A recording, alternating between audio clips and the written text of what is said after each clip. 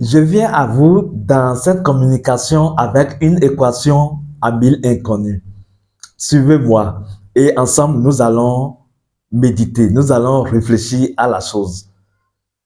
Si, imaginez, votre père, votre mère, vos parents qui vous ont gardé pendant 20 ans, 30 ans, qui vous ont donné l'amour, l'affection, l'éducation qu'il faut, le soin qu'il faut, et à un moment donné, ces parents, ce père ou cette mère, par des situations de la vie, se retrouvent avec l'énergie de la sorcellerie négative. La question c'est ceci. Si votre père ou votre mère était sorcier, comment vous allez vous en sortir? Soleil, j'avais partagé ici une formule magique, une technique de dévoilement pour dévoiler les énergies malveillantes ou de sorcières, les énergies négatives qui vous embêtent dans votre existence. Et l'un des membres de la communauté m'est revenu en me disant, d'ailleurs j'ai eu plusieurs retours, il y a une dame par exemple, je vais vous raconter ça d'abord pour vous faire rire, qui m'a dit, Soleil, j'ai testé la formule de dévoilement sur mon mari. J'ai dit, hein, comment tu peux tester une formule comme ça sur ton mari? Vous savez, les femmes, ce n'est pas pour rien que nos anciens refusaient que les femmes aillent dans certains lieux, dans certains couvents. Ce n'est pas pour rien, parce que quand la femme connaît le secret, attention.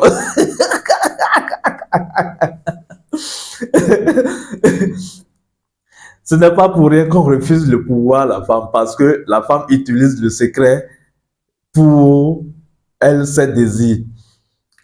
Ce n'est pas mauvais en soi, mais quand moi je donnais la formule, ce n'est pas pour tester sur son homme. Elle dit, je soupçonne mon homme qu'il me trompe. Alors j'ai utilisé la formule de dévoilement pour connaître la vérité. Parce que c'est une formule qui peut vous aider à connaître la vérité d'une chose ou la vérité d'une personne. C'est ça en fait, la vérité d'une énergie. Donc elle a utilisé la formule et elle a rêvé dans son rêve. Alors elle a vu son homme en train de coucher avec 3 différentes femmes. Alors elle a tiré comme conclusion que son monsieur, son homme le trompe réellement. Et donc, elle a commencé par poser des questions avec précision en décrivant les dames qu'elle avait vues.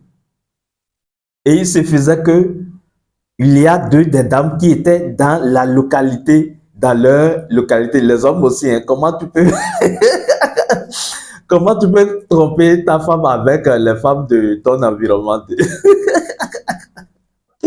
Il est culotté quand même, hein, ce monsieur-là. Donc,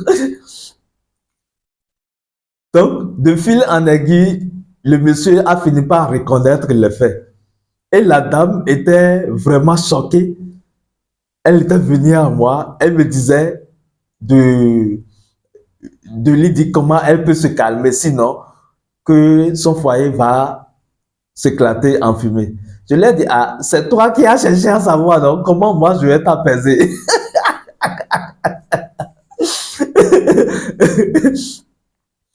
Quand tu as cherché à savoir, il faut supporter. Bon, c'est vrai que j'ai essayé de changer avec lui en ma position pour l'apaiser, pour l'amener alors à pardonner à cela, à laisser à l'autre sa liberté et à échanger avec son homme pour voir ce qu'elle peut faire pour que le monsieur puisse se sentir beaucoup plus à l'aise avec elle et tout le reste. C'était pour vous amuser un peu. Donc, il y a un monsieur qui m'est revenu et qui m'a dit qu'il a fait réellement la formule de dévoilement, la technique, et que avant, il ne voyait pas les gens qui le pourchassent dans ses rêves. Qu'il constate qu'on le pourchasse, mais il n'arrivait pas à voir leur visage. Mais quand il a appliqué la technique, il a vu et que c'est l'un de ses parents. Et c'est là que la question se pose. C'est aussi ça. Vous êtes allé voir, maintenant vous revenez encore vers le soleil pour dire comment, comment je vais faire pour vous. Est-ce que moi, je vous ai demandé d'aller chercher? Je vous ai donné un conseil. Donc, si vous voyez, assumez. Bon, c'est juste pour rigoler un peu.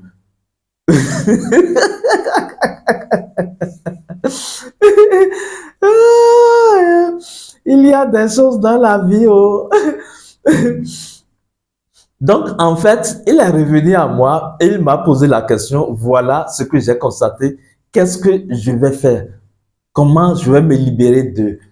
Il se disait même qu'il va fuir ses parents. Et je lui ai dit, attention, c'est la plus grande erreur que tu ferais. Alors, si vous êtes à sa place, comment vous allez vous comporter? Comment vous allez vous y prendre? Parce que autant que nous sommes, chacun de nous a au moins un parent sorcier.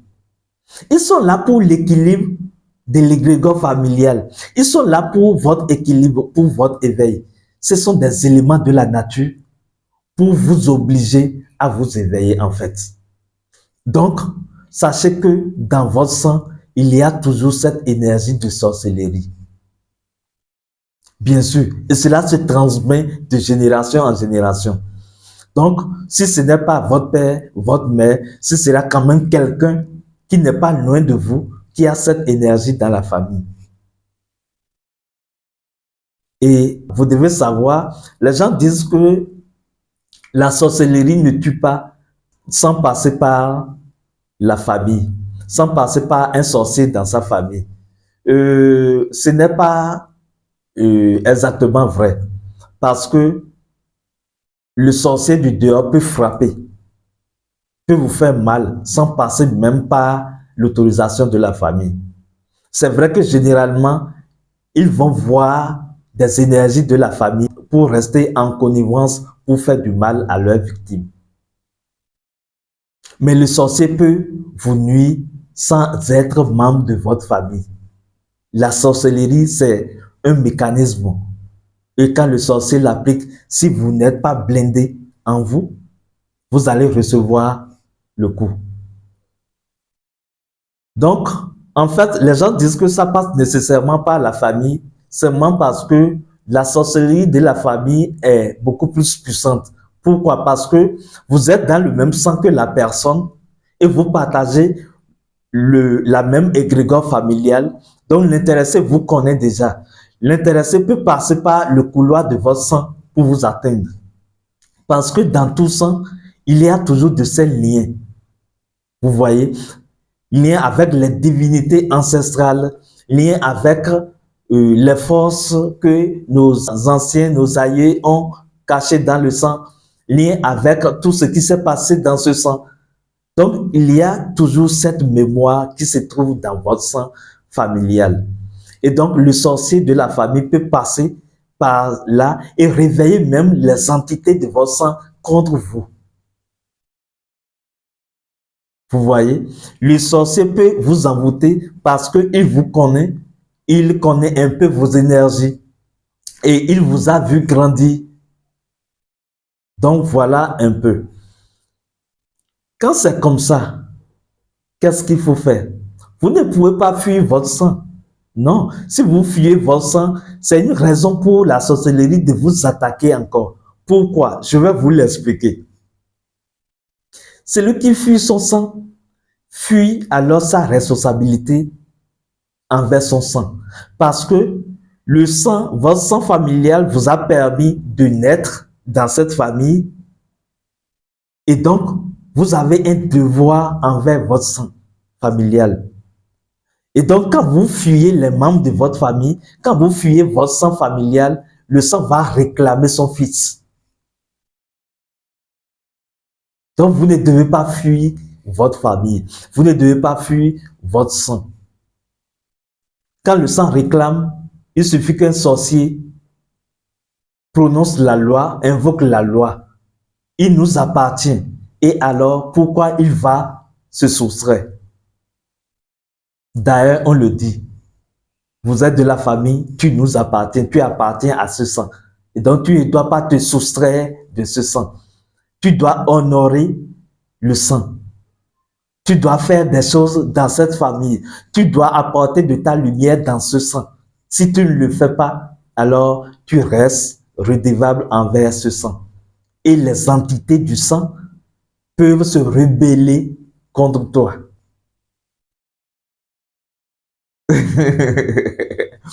Alors, vous voyez, c'est effectivement une question à 1000 inconnus. C'est une équation à 1000 paramètres. Comment résoudre alors cette équation? Et pourtant, c'est simple. Ce qu'il faut faire quand vous constatez la chose, la première des choses à faire, c'est de vous apaiser, de ne pas vous affoler, de ne pas vous enflammer, de ne pas vous déséquilibrer du fait que vous avez constaté que telle personne est sorcière dans votre famille, parce que quelqu'un d'autre peut même passer par quelqu'un d'autre pour opérer. Hein. Mais quand vous faites le dévoilement, vous êtes sûr de la chose parce que vous avez dévisagé le sorcier. Donc, restons dans le cas où vous avez fait le dévoilement, où vous avez compris réellement que telle énergie est dans votre sang. Alors, qu'est-ce qu'il faut faire? Vous vous apaisez. Vous n'allez pas en guerre. Il n'y a pas de la chasse à la sorcière à faire. Parce que quand vous faites comme ça, vous allez tomber dans le piège. Avec respect, avec humilité, parce que la voie spirituelle, c'est la voie du respect de la loi de l'autre. Vous devez comprendre, mais que même quand ce sont vos parents, les parents peuvent vous chérir physiquement et vous nuire s'ils ont l'énergie de sorcellerie. Ce n'est pas de leur volonté en fait. C'est l'énergie noire qui est comme ça. C'est une énergie qui a pour code même de faire du mal. Et donc, ils ne peuvent ne pas le faire. Il y a eu des cas où ces sorciers ont fait du mal à leur propre progéniture et quand la chose se produise, ils pleurent. On a appris de ces histoires. Donc, ils ne le font pas volontairement. Ayez de la compassion quand vous constatez même la chose. Parce que c'est l'énergie qui les conduit, qui les téléguide comme ça. Ils sont en fait possédés. Donc, apaisez-vous, ayez de la compassion pour l'intéresser et ce qu'il vous faut faire, c'est d'aller au pardon. Pourquoi? Parce que si vous vous êtes retrouvé là, c'est justement parce que vous avez eu à développer des choses de par le passé. Vous avez eu à faire des choses qui fait que le sorcier est proche de vous maintenant pour vous obliger à équilibrer le déséquilibre que vous avez créé dans le passé. Donc, c'est de votre responsabilité. Alors, qu'est-ce que vous faites? Vous demandez pardon. Vous n'avez pas besoin, vous ne devez pas aller physiquement vers l'intéressé et dire, j'ai rêvé et je t'ai vu, hein, et donc je suis venu te demander pardon, laisse-moi tranquille. Si vous faites comme ça, c'est le moment de vous manger même. Excusez ma façon de livrer le message. Hein. On dit la vérité, beaucoup de choses en rien parce que nous sommes les enfants de la vie. Donc, il ne s'agit pas d'aller physiquement vers l'intéressé en lui disant, je t'ai vu dans mes rêves, je t'ai vu la nuit, donc c'est toi qui me fais du mal, laisse-moi tranquille, hein. Je te demande pardon, pardon, oh, pardon, je t'ai rien fait. Ce n'est pas de ça qu'il s'agit. Mais ce que vous avez à faire, c'est d'invoquer l'âme de l'intéressé et de demander pardon. C'est d'invoquer l'âme de votre famille parce que toute famille a une entité, une divinité. Vous invoquez l'entité familiale et vous demandez pardon. Vous demandez pardon à l'âme de l'intéressé. Vous demandez pardon à cette situation. Vous voyez, vous demandez pardon. Vous demandez pardon à la vie du fait que vous vous êtes retrouvé dans un milieu comme ça où vous subissez cette situation. Vous vous demandez pardon. Parce que vous devez vous demander pardon. Vous n'avez pas respecté votre propre loi. C'est ça qui vous a conduit dans cette situation. Soyez responsable spirituellement. Vous allez développer du pouvoir. Et enfin, vous vous pardonnez. Vous demandez pardon à la situation. Vous demandez pardon à vous-même. Vous vous pardonnez.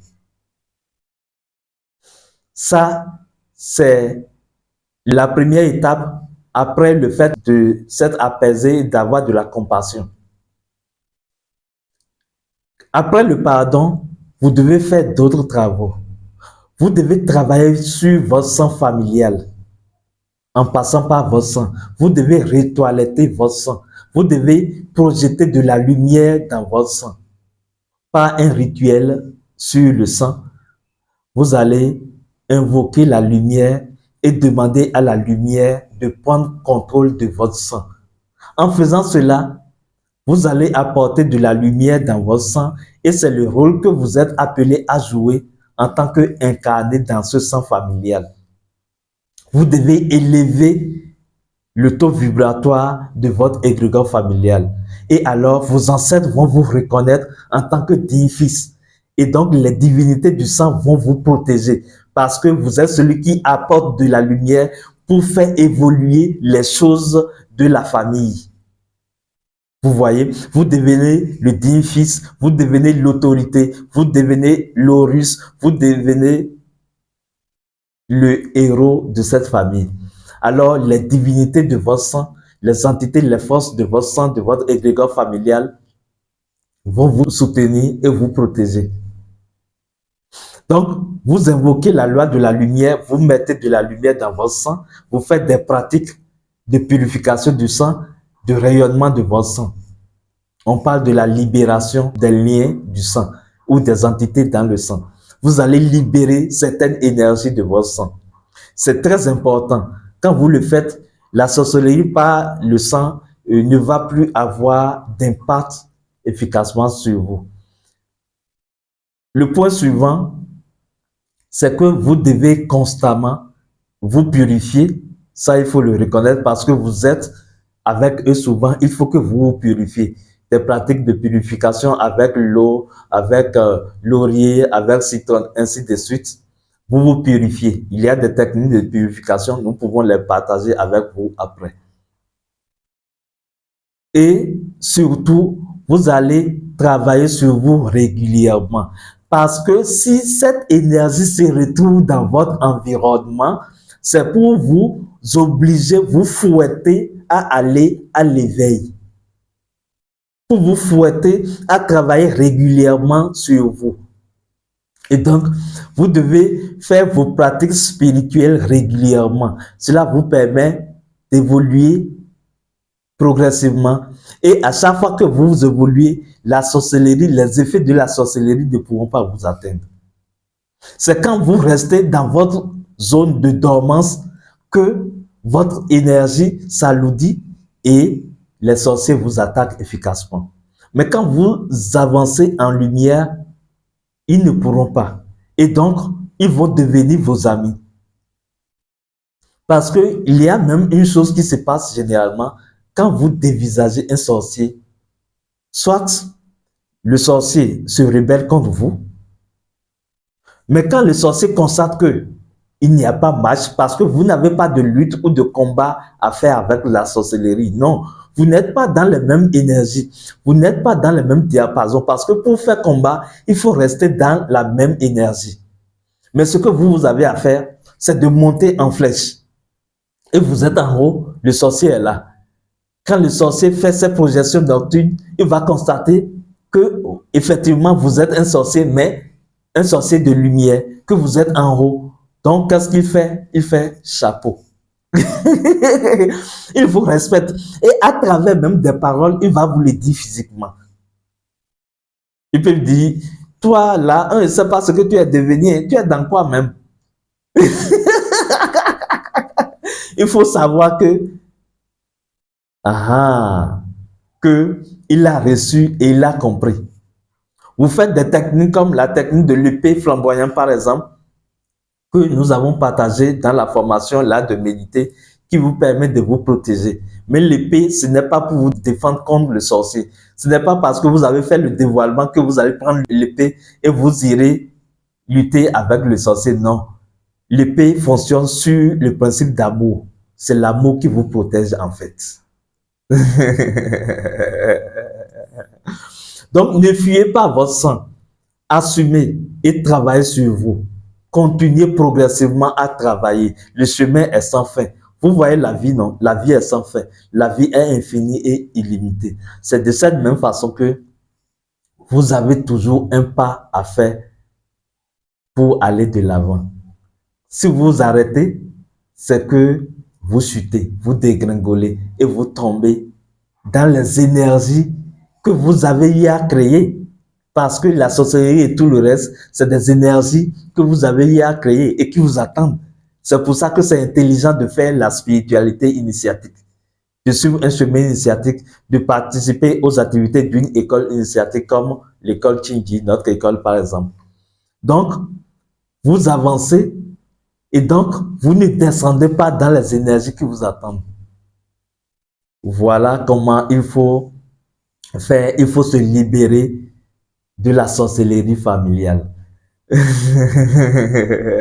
C'est très simple à faire, hein? C'est très simple. Il suffit d'avoir la volonté, la motivation, d'avoir les informations qu'il faut et paf, vous jouez, c'est un jeu et vous avancez comme ça, librement. Et vous allez vous sentir heureux et en paix.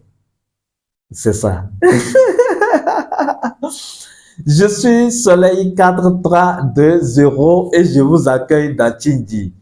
Il se nomme que la paix soit.